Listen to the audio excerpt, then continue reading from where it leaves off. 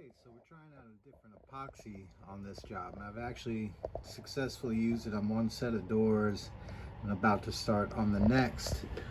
This is Smith's Fillet Epoxy Filler and the Smith's Clear Penetrating Epoxy Sealer. This is a different product. If you're used to like Abitron, like I am, you'll find that this is a little bit different in the way that it tools, the consistency, the viscosity of the clear sealer. Abitron is pretty thick, kind of almost like a syrup. This is very watery, which works out great because it penetrates into the wood very well, and you can actually use it as a scratch coat or a subcoat underneath your finishes.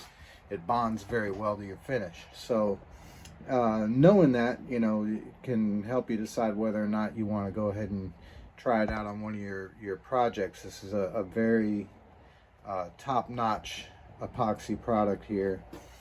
So is Abitron. You know, I've used Abitron for 20 years now and really no complaints about it, but this is it's a little bit different. So for one thing, when you go to mix it, you don't roll it in your hands like Abitron. You mix it almost like a Bondo on a flat surface, equal parts 1 and 2. And with the clear, what I've done on the joints is drill holes every ½ inch or so all along the joints that had issues with separation. Okay, and I went ahead and stripped it. You can't put this over paint. You got to put it into areas of raw wood. So I got quite a bit of that, and then I built a form. I had one large area of rot underneath and hit it with the clear, and then built a little form and taped it around so where I can get my wood out without it sticking to the epoxy, of course. So the hypodermic needles I'm using, they work really well. And I'm also doing that just anywhere your critical areas of separation.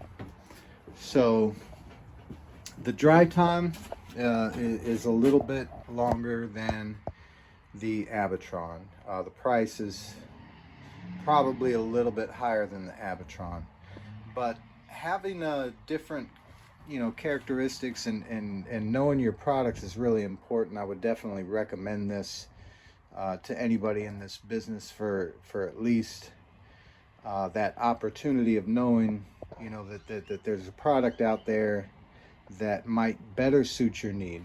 It's not always a one product fits all situation. You got to know what you're working with and the circumstances you're in. Like I said, this clear sealer I'm really impressed with. It holds up really well. I put it on one of my toolboxes, and this is typically what I'll end up doing with my excess. I find little pieces of wood to put it on. You see, it's like almost like you sprayed a flat finish here, and it's a really like a shell type thing, but it also penetrates into the wood extensively, and for that reason, really excited about getting to use this product. I'm going to find many uses for it in the future, I'm sure. But if you're out there searching and a thick epoxy like Abitron's is not what you're looking for, if you're wanting something more viscous, it's more able to seep into the wood more thoroughly, this would be your better bet. And like I said, you can use it as an undercoat for your clear finishes. It adheres really well, and just handy to know that there's certain products out there that have certain capabilities. But anyway, I hope this might help you if you're out there looking for reviews on the product. I couldn't give it enough stars myself. Really impressed with this stuff so far.